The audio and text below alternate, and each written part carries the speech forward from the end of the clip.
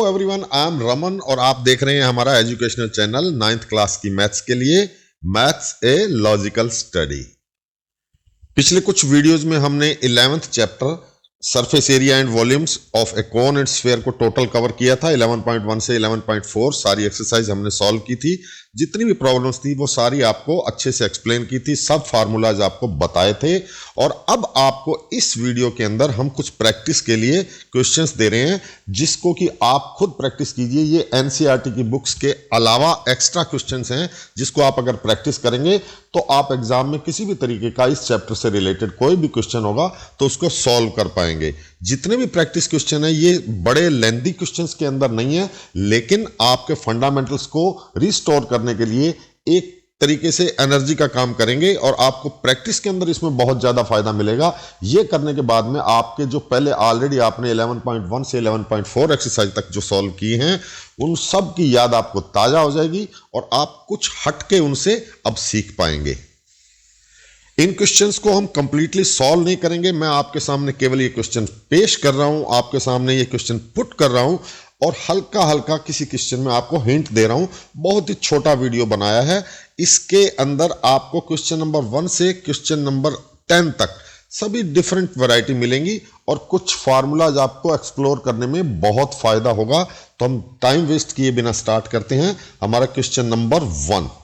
Question number 1, how many metres of 5 metre wide cloth will be required to make a conical tent, the radius of whose base is 3.5 meters and height is 12 meters.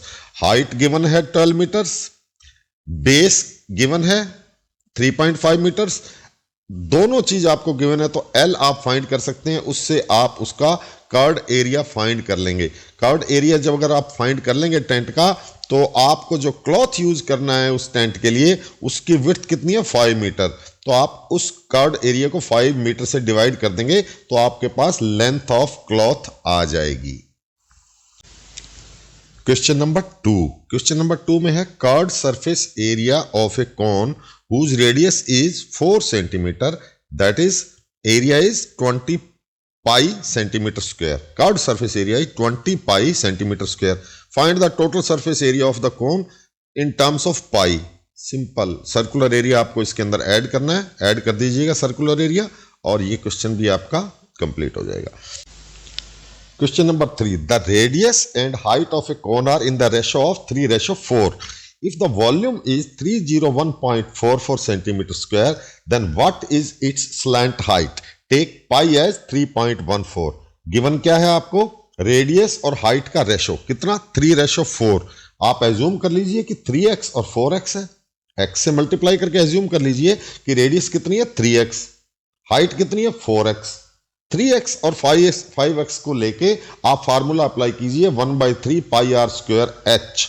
1/3 pi r square h, उसमें r की जगह पर लिखिए 3x, h की जगह पर लिखिए 4x और इज इक्वल टू कर दीजिए 301.44 सेंटीमीटर। इससे आपको rx की वैल्यू मिल जाएगी, x की वैल्यू आपको मिल जाएगी। तो आपको जब x की वैल्यू मिल जाएगी तो आपने उसकी रेडियस को क्या बोला है 3x, तो 3 को x से मल्टीप्लाई कर देना जो भी आ जाए। हाइट कितनी है आपके पास 4x, तो जो x की वैल्यू आए उसको 4 से मल्टीप्लाई कर देना। तो इस तरह से आपको रेडियस और हाइट एक्चुअल में मिल जाएगी और उसके बाद पाइथागोरस थ्योरम यूज करके L² = R² + H² से फाइनल आंसर निकाल लेना। L² = R² + H² से। दोबारा सुन लेना, अगर आपको समझ में नहीं आया तो रिवाइंड करके सुनिए दोबारा। क्वेश्चन नंबर 4 में 3 स्फीयर दिए हुए हैं, तीनों का आपको रेडियस गिवन है। आपको उन तीनों को मेल्ट करके एक सिंगल स्फीयर बनाना है और उसकी रेडियस बतानी है। कुछ भी नहीं बताऊंगा इस क्वेश्चन के अंदर, आपको अपने आप सॉल्व कीजिए। Question number 5, the radius of a sphere is 5 centimetre. If the radius is increased by 20%, then find how much percent volume is increased. कितनी रेडियस गिवन है 5 सेंटीमीटर, 20% इंक्रीज हो गई तो इसका मतलब क्या होता है कि 5 सेंटीमीटर को 1.2 से मल्टीप्लाई करना है। 20% मीन्स 120, 1 डिवाइडेड बाई 100, तो 5 × 120/100, तो रेडियस आपकी 5 की जगह 6 हो जाएगी। फाइंड करके रेशो निकाल लीजिए, जो भी आपको चीज फाइंड करनी है। इससे ज्यादा हिंट नहीं दूंगा। Question number 6, 2 solid spheres made of the same metal have weights 5920 gram and 740 gram respectively. Find the radius of the larger sphere if the diameter of the smaller one is 5 centimeter. तो दो spheres given है, एक छोटा है एक बड़ा है, दोनों का वेट आपको गिवन है, दोनों का वेट गिवन है और एक की रेडियस भी आपको गिवन है। देखिए वेट गिवन है, रेडियस गिवन है, तो आप उससे क्या फाइंड करेंगे? वॉल्यूम फाइंड करेंगे। Volume in terms of V1 and V2। तो सबसे पहले आप एज्यूम कर लीजिए कि डेंसिटी कितनी है, क्योंकि दोनों ही जो स्फेयर हैं उनको बनाने में सेम मटेरियल यूज हुआ है। आप डेंसिटी D एज्यूम कर लीजिए, तो नेचुरली उसका जो आप 5920 वेट है उसको अगर आप डेंसिटी से डिवाइड करेंगे तो क्या आ जाएगा आपके पास? वॉल्यूम। 740 को डिवाइड करेंगे डेंसिटी D से तो क्या आ जाएगा? वॉल्यूम। तो दोनों के वॉल्यूम का रेशो और दोनों के रेडियस का रेशो दोनों बराबर होंगे। सॉल्व कीजिए और कुछ दिक्कत आए तो फिर आपको नेक्स्ट में एक्सप्लेन करेंगे। Question number 7, a right circular cone is 5.4 cm high and radius of its base is 2 centimetre. Radius भी बता दिया, हाइट भी बता दी। It is melted and recast into another right circular cone with radius of base as 1.5 centimetre. तो पहले आप पहले वाले केस के अंदर उसका वॉल्यूम फाइंड कर लीजिए, वॉल्यूम फाइंड कर लीजिए। अब उसकी नई शेप दी हुई है तो वॉल्यूम तो वही रहेगा, शेप जो मर्जी चेंज कर दें क्योंकि मटेरियल तो उतना ही है हमारे पास। तो बेस आपको गिवन है, नेक्स्ट जो दोबारा आपका रिकास्ट किया गया है उसमें बेस गिवन है 1.5 सेंटीमीटर, वो वॉल्यूम पिछले जो आपने कैलकुलेट किया वही रखेंगे और इस तरीके से आप इसकी हाइट फाइंड कर लेंगे। Next question, question number 8, the volume of two spheres is in the ratio of 64:27. Find the ratio of their surface areas. Volume का रेशो 64:27 है, तो इससे रेडियस का रेशो फाइंड कर लीजिए।